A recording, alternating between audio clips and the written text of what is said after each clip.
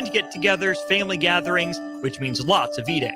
Maybe you think you've perfected your holiday meals, and maybe you have no idea where to even start. Let's fix that right now. No holiday party is complete without Führer's cheese spread.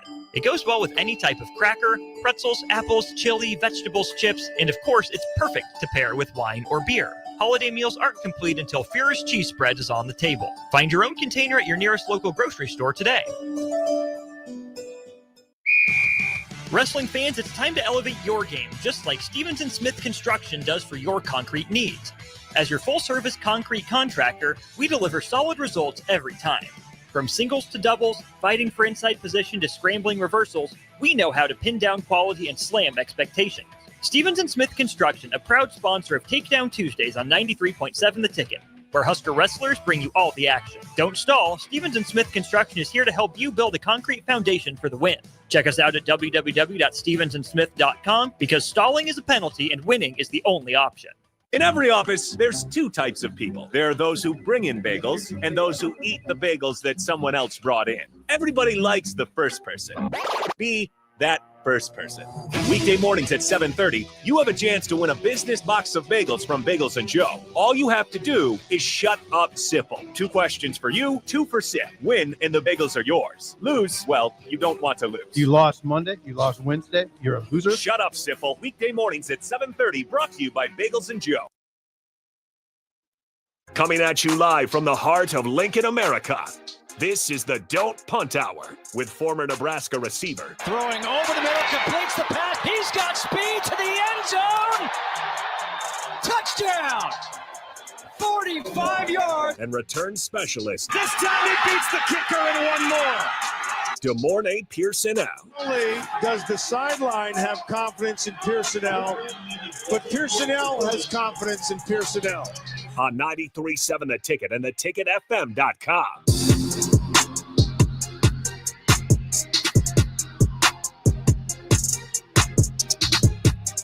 All right, welcome into the Dump Punt Hour. Harrison Arns on the ones and twos. As always, you guys can join in at 402-464-5685. That is the starter Heyman text line. As always, you can put a face to the voice. Facebook, YouTube, X, Allo, channel 961.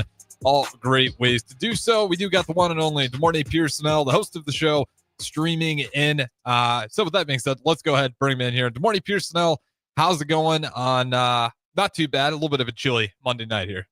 It's going pretty good. You know, it was a nice weekend of football. Yes, for some, for a lot of people, it's just good beatdowns for football, especially in the NFL playoffs. We'll talk about some of those games, but we'll get rid of this one first because I think this is probably going to be the ugliest piece that we got to talk about today. Nebraska basketball on the road versus Purdue. Yikes. Absolutely got shellacked in that one. Looking at this beautiful box score, final score, 104 68. Obviously, the Boilermakers run away with that one. They were at home. They were favored pretty heavily, not by that much, though. It's one of those games where you look at Purdue and they leave the floor shooting 19 of 33 from the three-point line. They were hot. Yeah, right. 57% of your threes, given, Nebraska is not playing the best defense. That had Purdue written all over it. Right from the start, Purdue was better. There wasn't 30 seconds in there where Nebraska looked like the better team. It was a complete beatdown. I'll ask you this. Was there any chance that you had that Nebraska was going to pull off a win on the road versus a ranked Purdue team? I would hope so. I mean, again, you're not going to get too many of these opportunities to build your resume, for the tournament and later on down and stuff. And we know what they were last year, and I'm pretty sure, they're tired of hearing, no Big Ten team plays well on the road and everything like that. So you had hope that, it would turn the page and everything like that. And it's just kind of like, sometimes the truth rears its ugly head, and go back to the drawing board and get the next one. Yeah, it's that part right there. Like, am I surprised that Nebraska lost? No, I am surprised by how bad they lost. Although that is going to happen, especially when we were talking about college basketball. The problem is, though, it's like that still can't be okay attitude because you are running out of those big games to go ahead and win. Like, you get a win against Purdue on the road. Now you're sitting really good, especially after you take a tough loss to Iowa on the road. You bounce back with that one. That really shows up on the resume. And then you're already kind of proven you can go ahead and win a big game on the road versus a conference opponent, not just neutral sites. So you are running out of those opportunities. It's all Big Ten play. Like you're going to get more, obviously, road games of Big Ten opponents, but Purdue's a big fish. Like that's one where if you bag that one, when you get to the end and you're feeling pretty good about yourself. Oh yeah, you're smelling great. It's one of those where it's just it really has the chance to have a big momentum swing for your program as well. We're seeing this with UCLA and Mick Cronin. I don't know if you caught it, but they lost another one to Maryland. Wasn't close. Mick Cronin gets ejected in that game. Double technical foul. It's UCLA basketball scene right now. It's boiling over. They got a lot of other stuff, going on out there. So it's a lot, I'm surprised by it. I will say, because I don't think Cronin's a bad coach, but for whatever reason, this team is not responding the way he wants it to this year. And he's been we've talked about it before. We've played his audio. He's been very critical of it. And another tough loss to Maryland, make it 3 straight. There was a bunch of games throughout the Big Ten this entire week where you saw over and over and over again that same mantra: win on the Big Ten.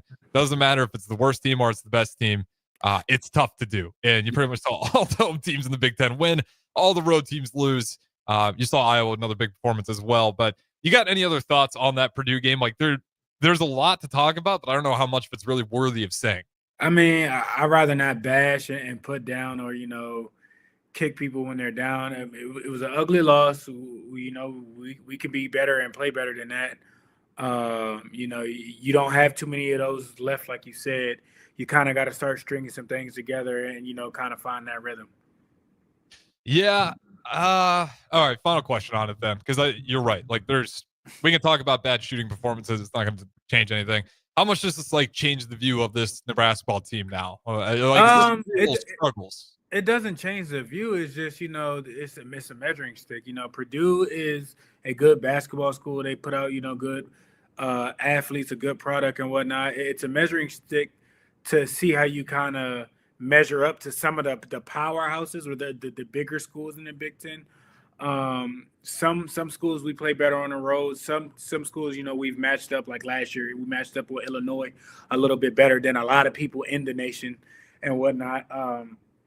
It's just one of those things where, again, bad shooting, off night, everything would just kind of go bad. So it's like you can't really assess that with, it not being 100% being the road team on the road in the Big Ten anywhere. So I wouldn't say it knocks it down a little. It's just like, that was a bad showing.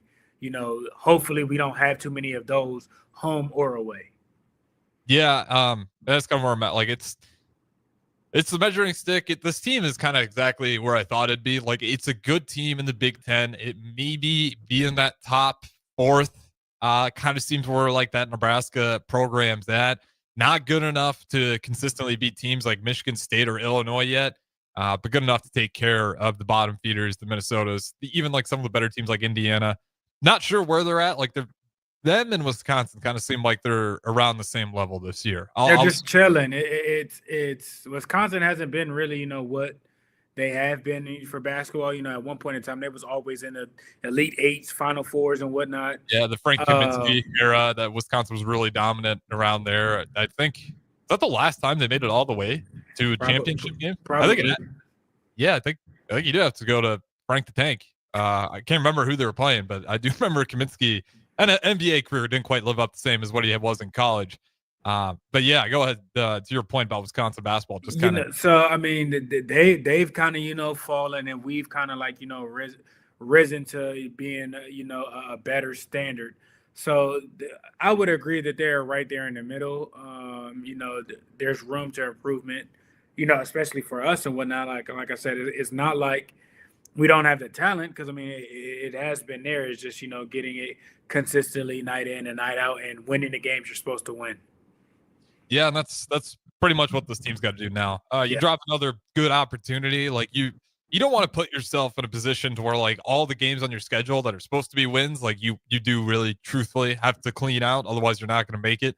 That reality does become a little more clear every time you drop one of these opportunities to pull off an upset. All right, that's all I got on Husker Hoops, though. They got a chance to bounce back. Hopefully they can do that. I'm not entirely sure who their next opponent is. It's a little ways off, though. But we do got NFL. Should be kicking off right about now, if it hasn't yet already. We got the Rams and the Vikings, and there's something about this matchup tonight where a lot of people I notice are calling upset. Where's your mind on it? I can see it. I just think that the Vikings are too dominant for that. I understand Matthew Stafford and company. I just don't trust that defense. That defense just isn't the same. You can know where people are going to be at and whatnot, but that's why they have wrinkles, and playoff football is different. So I feel pretty comfortable of what the chess match, what I think that what we're about to see with Flores versus Matthew Stafford and McVay. I think it's going to be a good, exciting game, but it's going to be some pieces shuffling around and everything like that. But I'm giving it to the Vikings tonight. I might go Rams. I don't know. I might be believing in this upset. The last time they did play, October 24th, the Rams did pull that one off. They won it 20-30. It was the last time those guys met. Obviously this season. To me, this seems like a team where the Rams still got plenty of guys on that offense that are healthy now, that they can definitely have enough they can just, to me, have an explosive night on offense. They can.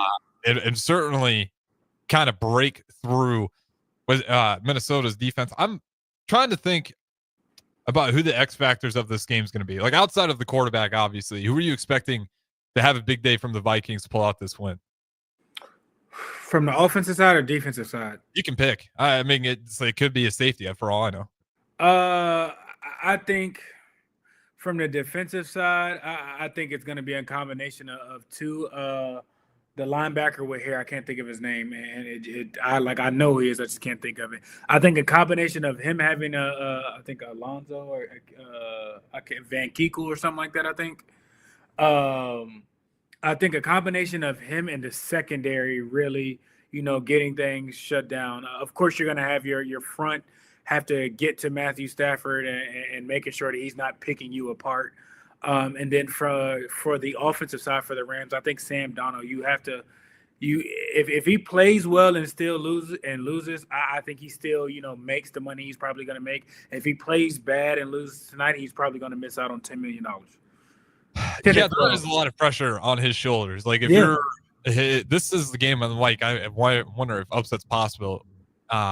This is a big moment for him. Like, the season for your contract is based on this. I think regardless of it, depending on how this performance goes, if it's a bad performance, I'm not too sure. If it's a good performance, I think he gets, a 2-year deal probably with the Vikings, and depending on what he wants to do money-wise and everything like that, I think a $2 million deal, probably around,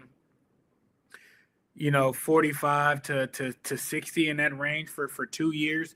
They're not necessarily sold on you, but you're a better option than the rookie that they have come in.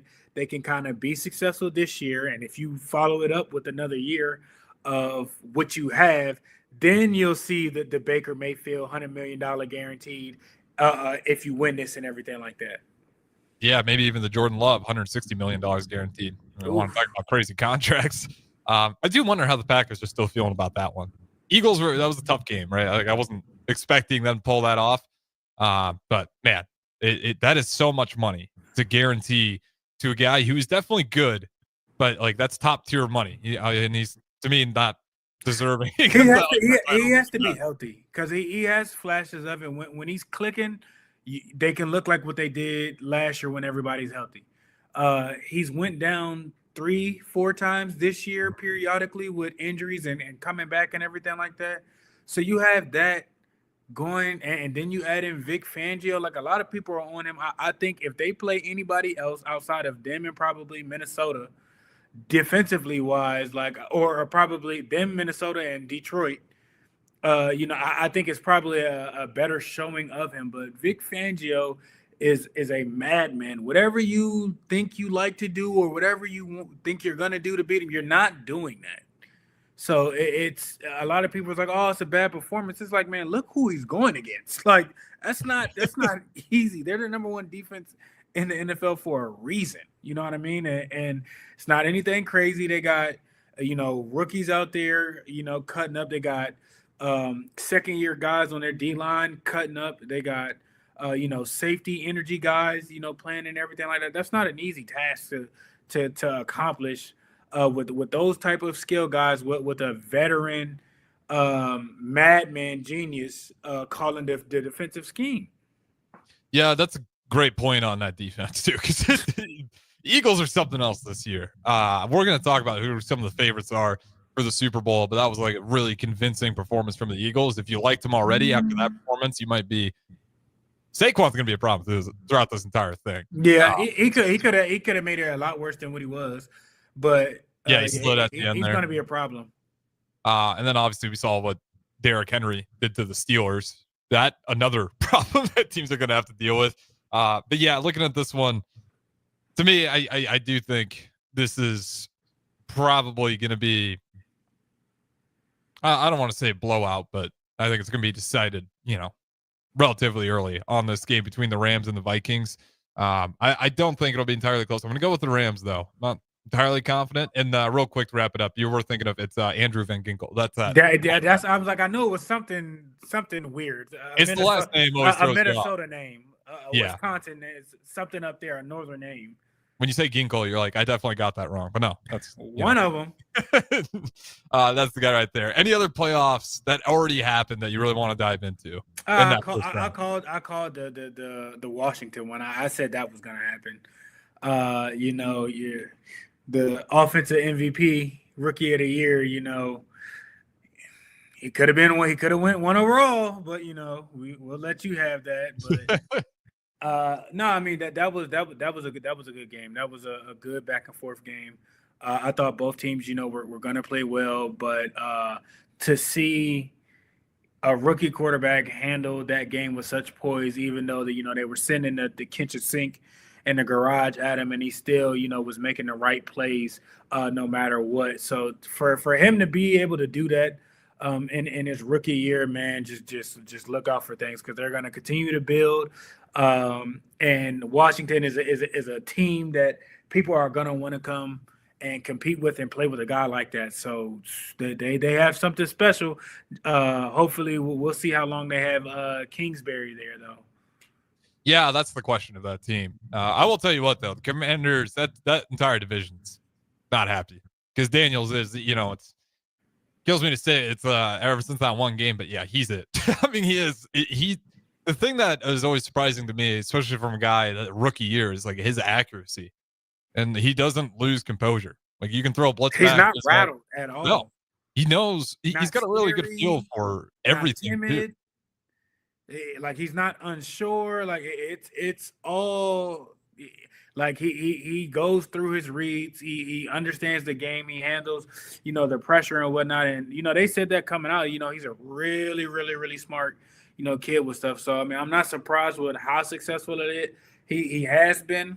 He's the guy that failed that stupid test, though, right? Or got a low score on the. I thought that was CJ Stroud. Oh, you're right. That was CJ Stroud. Look at you. You a hater.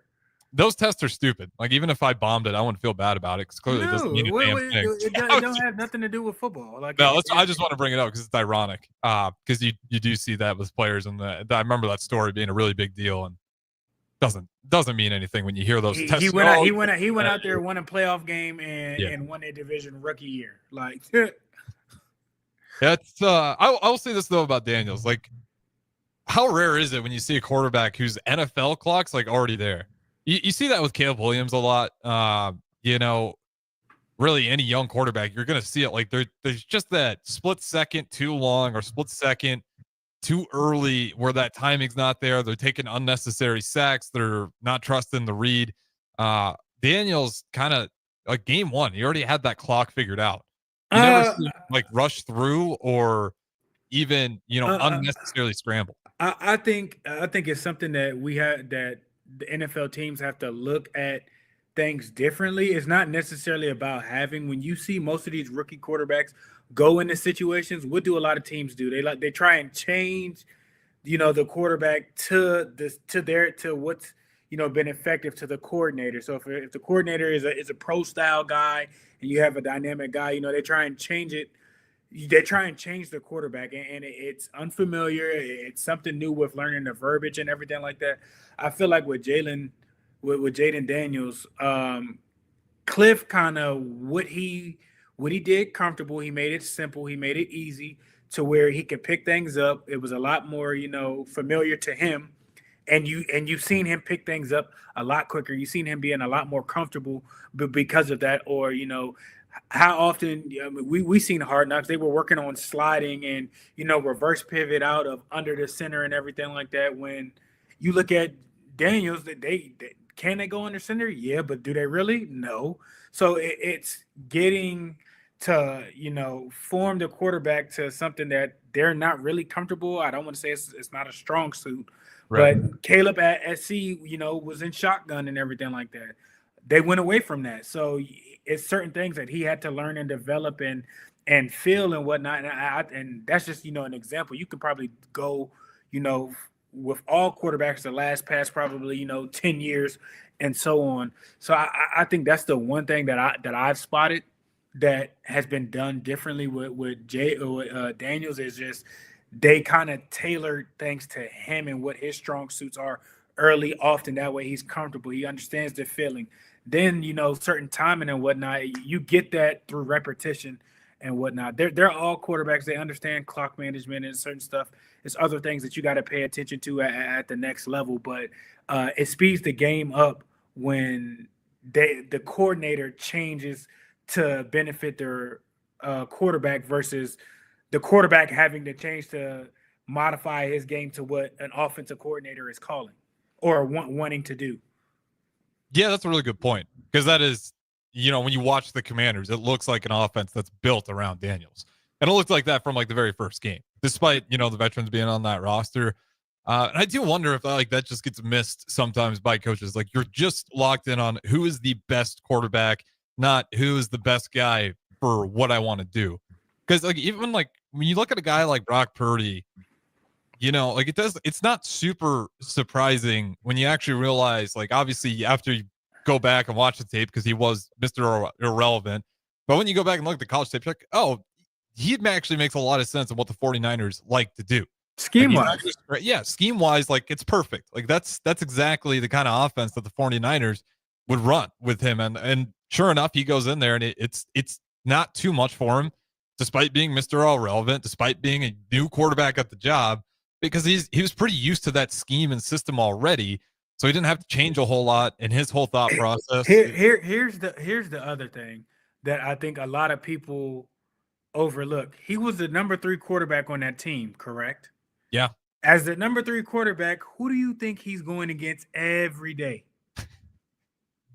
Every day. And when they drafted him at those times, he's playing a Super Bowl caliber team, a Super Bowl caliber defense. So, I mean, some of the best linebackers at some point in time, it's going to raise his level because he's used to playing the number ones. So once he gets out there and do what he did, a lot of people were shocked and everything like that. But I think the correlation that a lot of people miss is, he's the scout team quarterback running opposing teams' schemes against their number 1 defense. So, of course, that speeds up the gap, of stuff. And then you have Kyle doing Kyle things. Yeah, and he knows how to do his things very well. He's always, you can give him a quarterback. And I actually do like Jimmy G, but he made Jimmy G look really good. So good that your Raiders wanted him. He really, he was a good quarterback. But the more we get away from it, the more I'm like, how much of that was just the coaching being that good? Don't just act like the Raiders were the only team. Jimmy was a hot commodity when he was coming out. 49ers. A lot of teams were trying to get at him once he left San Francisco. It just wasn't necessarily the Raiders. Yeah. I mean, I'll give you that. He had that Super Bowl nice jab. We not worried about that. It's just I always get a crack out of it because I used to be a Jimmy G kind of defender. And Hosta Breezy, he has a show on big 49ers fan, and he would always tell me he is not good. He's going to get our wide receivers killed. And then you actually start watching him and you realize, man, he really does throw that ball in spots that are, I mean, if you're Devontae Adams, I can see why he got frustrated playing with that kind of style where you're just like getting lit up by balls getting thrown over the middle of the field. Meanwhile, the quarterback's not really keeping an eye on that defense coming downhill. All right, we do got to throw it to break. On the other side, though, we'll talk some more playoffs. We got Chargers and the Texans. Jim Harbaugh, he takes a playoff loss in that one. Trying to figure out where we're at with Justin Herbert, I think, is going to be the goal of that one. And the Chargers, what their ceiling was. It was just year one with Jim Harbaugh, but still they lost. Wasn't even quite close. All right, we'll go to break. Don't go anywhere. Don't punt hour. We got the host as always, the morning Pierson-El. We'll talk to you in a little bit. Slay the holidays this year with a gift that'll really get them going. One that's built to win, like the new Honda CR-FR Motocrosser. One that's built for fun, like a Honda Mini Moto. Or one for each member of the family, like a Honda CR-F Trail Bike. At Rod's Power Sports, you'll find the motorcycle, ATV, or side-by-side they'll love. During the Honda Gifts That Go sales event, you can slay the streets in style with a Grom Mini Moto, slay the trails with the CR-F 50F, or pile into a Pioneer 1006 Deluxe Crew that can carry 6 elves over the fields and through the woods all year long. This year, don't just give any gift. Give the gift of outdoor adventure with a ride they'll never forget. Don't miss out. Head to Rod's Power Sports in Lincoln, Nebraska during the Honda Gifts That Go sales event. It's your chance to slay the holidays and your gift list. Dealer participation may vary. See dealer for complete program and safety details.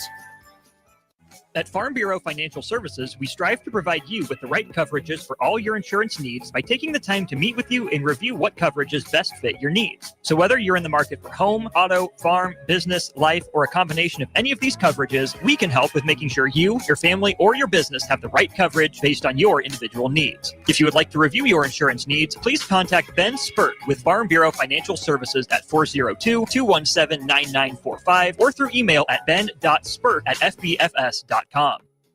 This is where it happens. Long hikes with friends, kayaking adventures with family, more horseback riding, zipline gliding, rock face climbing, hammock camping fun than you could ever imagine. And it's all outdoors, amongst the trees and across the prairie, here beneath Nebraska skies. Plan an outing today at yournebraskaadventure.com. Sponsored by Nebraska Game and Parks, aired with the Nebraska Broadcasters Association and this station. The electrical workers of Local Union 265 are now hiring licensed journeyman electricians from $32.50 to $42.50 per hour with paid benefits. And if you're looking for a new career, they're hiring apprentices at $19.50 per hour with paid benefits. Call the office at 402-423-4497 to apply. Start your electrical career today. General Fire and Safety has been keeping Lincoln businesses and commercial structures safe for more than 50 years. From a simple fire extinguisher to full fire suppression systems, Lincoln has trusted General Fire and Safety to provide top-of-the-line products, installation, and maintenance. If you're starting a new business in a brand new building, call on General Fire and Safety to help you plan a fire safety system that fits the specific needs of your business, employees, and customers. Call General Fire and Safety today at 402-261-0116. Rosie's Sports Bar and Grill, open for lunch and dinner at 1501 Center Park Road. It's the holiday season.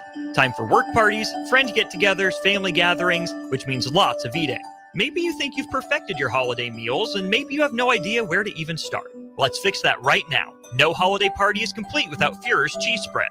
It goes well with any type of cracker, pretzels, apples, chili, vegetables, chips, and of course, it's perfect to pair with wine or beer. Holiday meals aren't complete until Führer's cheese spread is on the table. Find your own container at your nearest local grocery store today. Wrestling fans, it's time to elevate your game, just like Stevens & Smith Construction does for your concrete needs. As your full-service concrete contractor, we deliver solid results every time. From singles to doubles, fighting for inside position to scrambling reversals, we know how to pin down quality and slam expectations. Stevens & Smith Construction, a proud sponsor of Takedown Tuesdays on 93.7 The Ticket, where Husker wrestlers bring you all the action. Don't stall. Stevens & Smith Construction is here to help you build a concrete foundation for the win. Check us out at www.stevensandsmith.com because stalling is a penalty and winning is the only option. In every office, there's two types of people. There are those who bring in bagels and those who eat the bagels that someone else brought in. Everybody likes the first person. Be that first person. Weekday mornings at 7:30, you have a chance to win a business box of bagels from Bagels & Joe. All you have to do is shut up, Sipple. 2 questions for you, 2 for Sip. Win, and the bagels are yours. Lose, well, you don't want to lose. You lost Monday. You lost Wednesday. You're a loser. Shut up, Sipple. Weekday mornings at 7:30, brought to you by Bagels & Joe. You never think cancer will happen to you. I smoked for over 40 years. My doctor recommended that I get annual lung cancer screening. They were able to catch my cancer at stage 1. It's never too late to quit. Even if you're still smoking, you need to ask your doctor about annual lung cancer screening. Just 30 minutes a year could save your life. Call the Nebraska Tobacco Quit Line, 1-800-QUIT-NOW, 1-800-784-8669. Paid for by Tobacco Free Nebraska. Aired with the Nebraska Broadcasters Association and this station. 93.7 The Ticket is proud to provide listeners with daily opportunities to win contests and prizes on our airwaves, and would like to take this opportunity to remind you of a couple rules. All participants must be 21 or older and must wait 30 days after winning a prize before participating in another contest. Once you win, you have 30 days to pick up your prize at the K&TK Studios, 1040 O Street in Lincoln, or your prize will be forfeit. Thank you for participating in our contest, and thank you for listening to 93.7 The Ticket.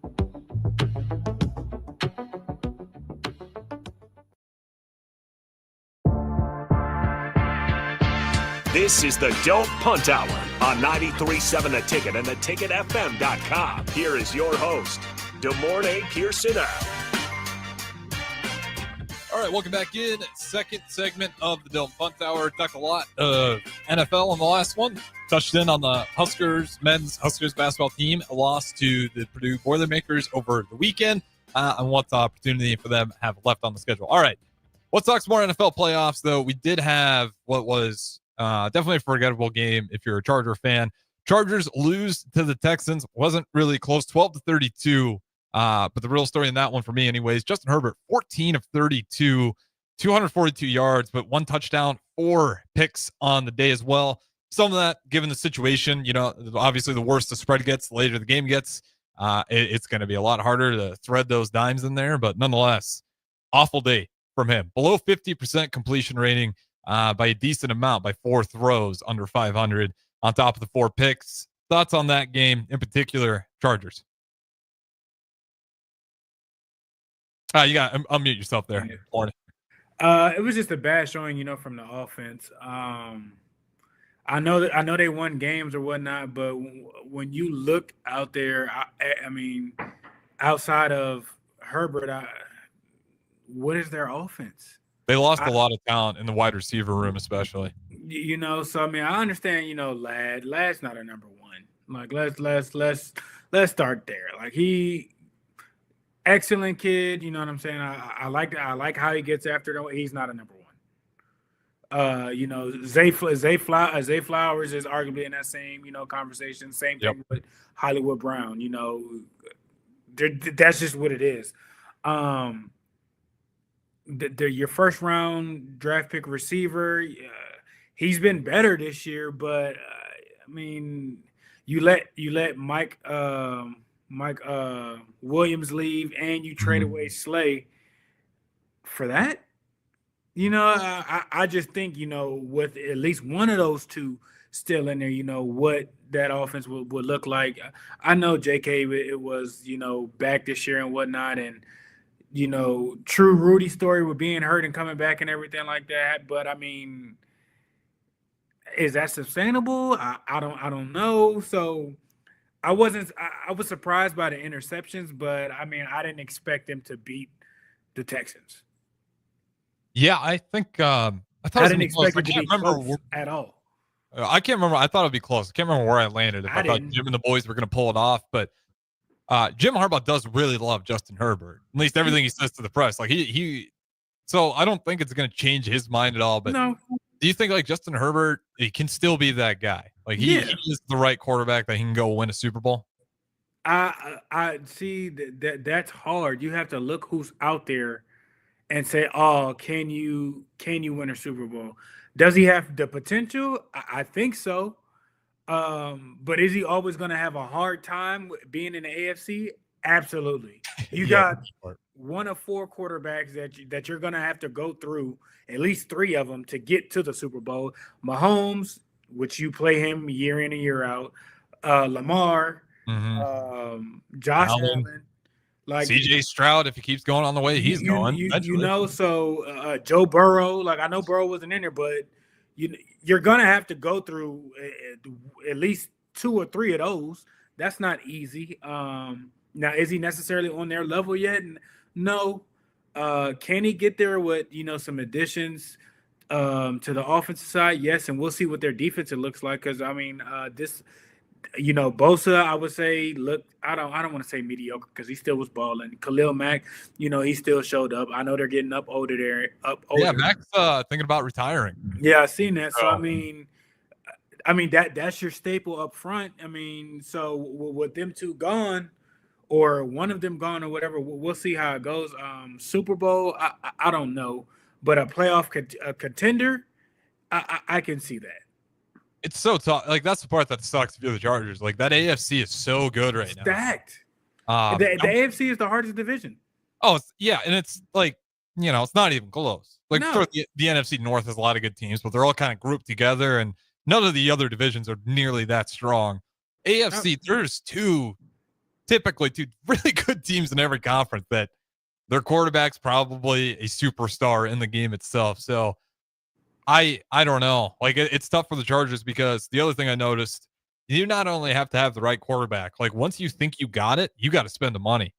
The teams that are competing this year have star-studded squads. Outside of the Ravens wide receiver core, like that team it's got talent all over the damn field. You say outside of them, but yet their 3 receivers are all first-round guys. True. It's in terms of like, I don't even know. It's not like they're playing bad, but there's other receivers, I guess, out there that you might think are better, but it's certainly still a decent wide receiver room. So they winning. They got a starting job. You go into the postseason, you win in your division. Okay, you're not getting paid Odell money or AJ Brown money or whatever. Okay, but you still getting two-year deals for $30 million, $15 a year. I'll take that. 2-3 years of you know what I'm saying? So it's like you're not breaking the bank, but you still getting good money and you winning. How much extra money do you get for these like postseason? It doubles each round. So I didn't know that. Okay. Yeah. So let's say your base pay or whatever. Let's just say, the average check or whatever, you get 30 something whatever after taxes and everything like that, right? It doubles. So the next week each week it goes up. Like, but by the time you get to the Super Bowl, it's like I think the winning Super Bowl team gets like 180, and then like the losing Super Bowl team gets like 150. That is insane. Yeah, each week double up. So that's why people be playing so hard. Yeah, give me that 2-year deal. Man, what? $30 million 2-year deal? I'll go play for the. Are you kidding me? You go and get, depending on what your initiatives is, that's extra money, and then you get extra money if you got Lamar and Derrick Henry. You're gonna win at least 2, if not get to the AFC Championship. That's 3 extra checks right there. Mm-hmm. And we're talking some big time extra checks. That's not just an extra check. That's an extra check with some extra on it. Each week, what? For 2 games, you already over 70-80K just for that, and it's probably more than that, depending on what stuff is and whatnot. But after taxes, it takes out a lot, and then you double that, so your take home money is more on a whole check versus like not getting your money snipped in half for taxes, depending on where you at. That's incredible. The fact that I didn't realize it's just like doubling up like that every round. Like, every week, you definitely got paid more, but yeah, man, like. To get that every week would be such a rush. Just not only are you winning, playing probably some of the best football. It's a party. Everybody loves you when you're winning, especially in the postseason, and you're getting fat checks on the way home, hoping to get another one. So, man, and I can't imagine. No wonder they're spraying champagne all over the place after the Super Bowl. That is an incredible amount of money. All right, final thing, at least on this side of the playoffs, Denver Broncos. Good season for them still. Like you got to the postseason with Bo Nix, even if the Commanders, had to play the Bills. Like I don't like the Commanders' chances of being able to pull that one off. They lose it. Wasn't really close, 7-31. thoughts on the Broncos, but also thoughts on the Bills. It's kind of like we're repeating history with the Bills. They do this every time. Yeah, I don't know if it's enough to anybody believe them yet. The Broncos, they have a bright future. The other thing about them, you have a loaded conference. It's just the reigning, the returning Super Bowl champs are in there. So but I like what they see. They got a young team. They started to gel. They're pieces away. They can be even more dangerous, next year. We'll see, what's up with Vance Joseph. But he's done his thing on the defensive side. And on the offensive side, Sean Payton with the rookie quarterback, quarterback of his choosing that he likes. You've seen what he can do, and that's just in year one. So expect, new things to add, new toys to be added to, to their stables. Free agency, that's going to be an exciting destination to go play to. And the Bills, I mean, it's like, I don't care. Like until they get to the Super Bowl or win, until they get to the Super Bowl, I really don't care. Like y'all beat a rookie squad, like you should have. Yep, and now you got the Ravens. You know what I'm saying? So like we'll see how elite y'all are when they haven't won, they haven't lost at home. I got that, but y'all aren't the Bills from a few years ago. For whatever reason, I know they get things done. It may be a hard place to play there or whatnot, but we're gonna see how much they really love football and see if they're really a physical team this upcoming week. And I like that matchup too for the Ravens because it's like you like their pass defense versus what the Bills have at wide receiver. Like they got some guys for sure, but like I'm taking the Ravens defense over that. And it's the Bills. It sucks for them because right when they finally got back into it, they got all these great teams around them. Like they went from 4 straight Super Bowls to the years of agony and just being completely irrelevant to they finally got something again. But it happens to be in one of the most loaded times of the AFC. So I don't think they're probably going to win that one. No, they're not. It I just think they're going seems to get blown out. Let's go through it then. So Baltimore, Buffalo, you got Baltimore on that one. On the other side, KC and Houston. I hope Houston wins. I hope. I think Houston has the firepower to.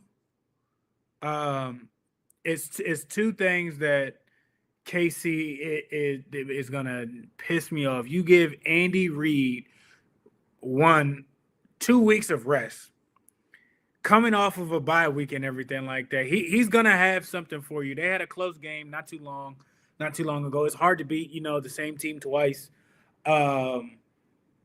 I just hope that on the offensive side that the Texans can muster up something because Spagnuolo is going to have an incredible defense called. Chris Jones, he's going to wreak havoc. The interior, that's I think the game changer right then and there. You got a healthy Chris Jones coming back at the weakest spot of the Texans. I think he's going to give CJ probably hell all day. I want the Texans to win, but the Chiefs at home, everybody's healthy, juiced and whatnot. I think they'll pull it off. But I want the Texans to win. I hate the Chiefs. Yeah, I mean, the Chiefs are just at the point where everyone's tired of seeing it and hearing it. Like our guy Dylan Raiola is getting heat for no reason other than the fact that he simply looks like Mahomes and his trainer is the same guy that Mahomes. Like otherwise, it's not like he's out there every day like saying "Let's go Chiefs." It's just, but he's catching heat all the time for it.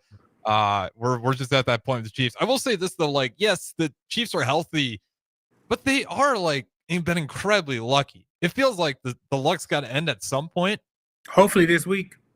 Yeah, like, would you be terribly surprised? Because it's not like the Chiefs. I wouldn't be terribly surprised. I mean, how many close games have they been in, and just been on the opposite side of things? Yeah, and they've been in close games and not even win the close game. Like just somehow luck into a win.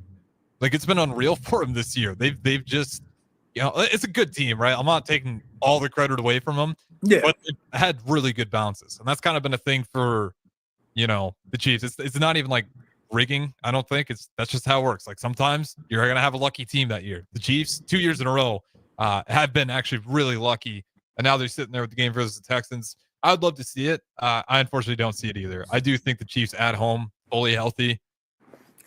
CJ Stroud, like second year, that's a tough place to play at Arrowhead in a postseason environment. They've been frothing at the mouth, sitting around during the bye week, like they're ready to go. Yeah, give me the Chiefs, unfortunately. So you are looking at the Ravens Chiefs in the semifinal, but on the other side, we got to figure it out.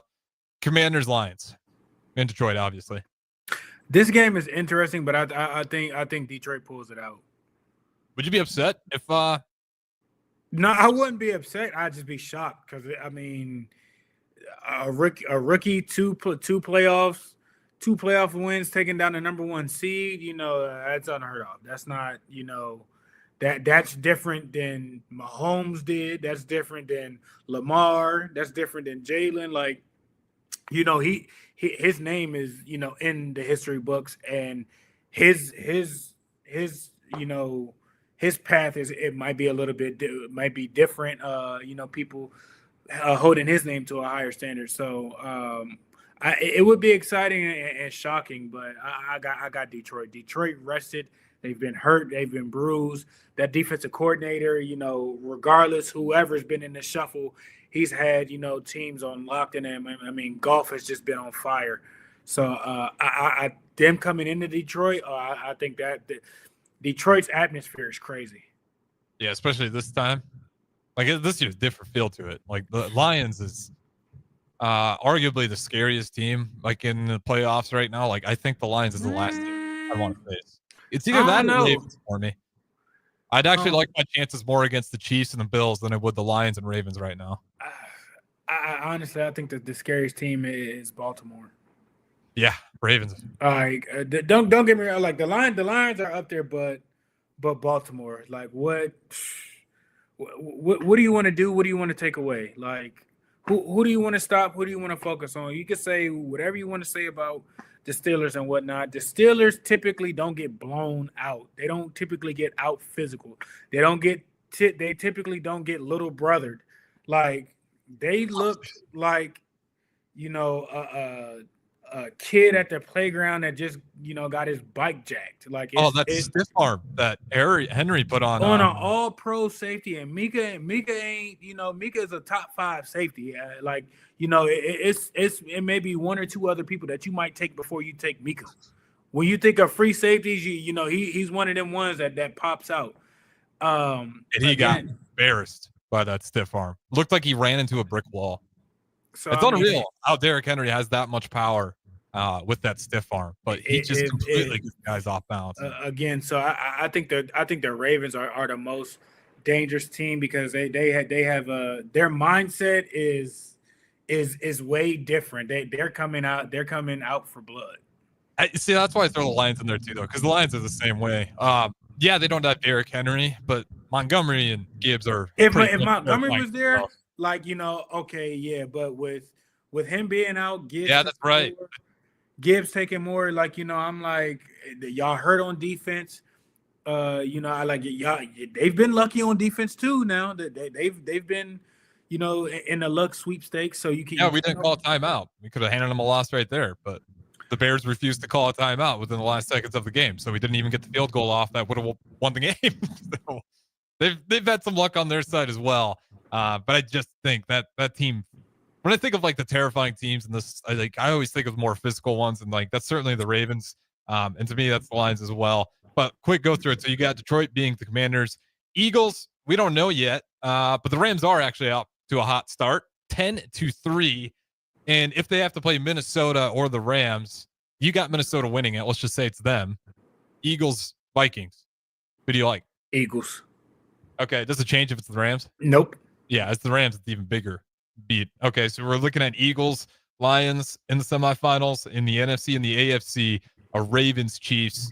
Let's go through it. Who wins the AFC? Ravens or Chiefs? Ravens. I think it's their year. You gotta slay the dragon. Yeah. Slay the dragon. All right. Ravens move on. They're in the Super Bowl. Who are they playing, though? Is it the Lions or the Eagles? I think the Lions. Ravens, Lions. That sounds like an awesome Super Bowl. I will say that's probably the best thing I could have ever hoped for. If you were to give me the NFL I think everybody would be happy. I think so, too. Like, whoever wins that one, I'm smiling. Lamar Jackson deserves it. Lions, just entire fan base and players involved deserve it. That's all smiles at the end there. And whoever loses it, we talked about it. You're still making a ton of money with that thing doubling up every round. So you're sitting good there. Yeah, I'm probably not too far off. I think it's the year for the Ravens as well.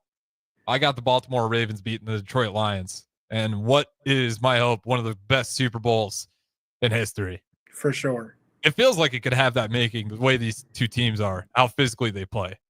It's smash mouth football. It's going to be, a car wreck for sure. And the Lions make it interesting every time. I mean, Dan Campbell is really the first coach to go on fourth downs frequently enough, but do it well. Not just kiss him down your leg. Who's your coach of the year? It's tough not to go with the Vikings. Did Dan Campbell win it last year? I thought the dude from the Browns won it last year. No shot. Or was that the year? That might have been the year with Flacco. Yeah, I think that. Yeah, I think it was the year with Flacco. What was the Texans head coach? I can't remember. If I had to, it might have been him. I want to say it was Ryans, but take your pick. Come on. I got mine. But yeah, you're gonna say Commanders, and you're not wrong, right? Yeah. Yeah. I mean, with Commanders, with a rookie quarterback. Yeah. 12, 13 wins. They were 3 and whatever last year. Don't get me wrong. We've seen O'Connell. O'Connell's had a great year. A couple weeks ago, I probably would have said him. Excellent season, but we've seen that from you before. Dan Campbell, we've seen that from you before. Sirianni, we've seen it. It's just you could give it to the Harbaugh of the Ravens. No. It's kind of like you've seen it. No. I think it's Quinn's. It has to be. Because he's got the least and he's doing the most with it. I think that's how you in a tough division. Regardless of what people want to say, the Cowboys still won 10 games last year, and they had a lot of those same people back on the same team. That's just bad micromanagement by Jerry. They're a playoff team. I know they suck this year, but they have talent. You got the Giants were a playoff team last year again as well, but I mean they are, or the year before they are what they are. But I think it's Dan Quinn, and it's not close. I'll say Dan Quinn.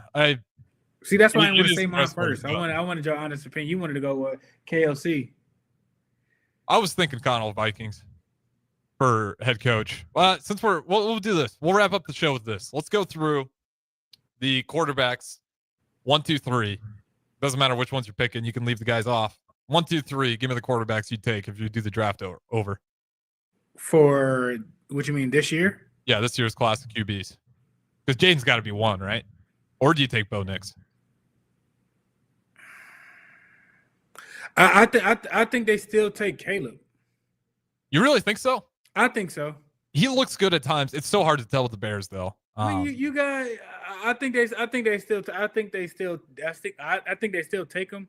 You need an offensive coach in there to give some structure. You've already copied and pasted what you done with your last 2 first-round draft quarterbacks already. So I love it. I thought you were going to leave him off the list completely. No. I thought you would throw, because Jaden, it's if you were to do it over, as much as I want it to be kept, I'd go with Jaden just because I know it works. I've just saw it. This guy's good. It works. Caleb Williams, he still has all that potential. It's still there. But because the Bears did such a bad job this year, there's still a little bit of mystery there. There's no mystery with Daniels. That guy's good. Same thing with Bo Nix. I'm already kind of there. That guy. Daniels is second, and I think Bo Nix will be drafted to the Patriots instead of Drake May. I like that. I think the order it'd probably be my mind. You'd probably go Daniels, then you bring in Williams, and it'd probably be Bo Nix. But nonetheless, I will say this: it's a good thing for the NFL because there's a lot of young quarterbacks that look really good already. Should make for some great football down the road. All right, that's going to wrap it up for us, though. Good morning, Pierson-El. Appreciate the time as always. We'll do it again tomorrow, and we'll talk about who won this game between the Minnesota Vikings and the Los Angeles Rams. No college football playoffs, no nothing. You let Penn State slide like that? We'll get into it. We have the NFL tonight. We're going to talk about Penn State. We talked about Drew Aller's ceiling. It was lower than I think we anticipated. So we'll do that tomorrow as well. Like I said, we got spare time up next.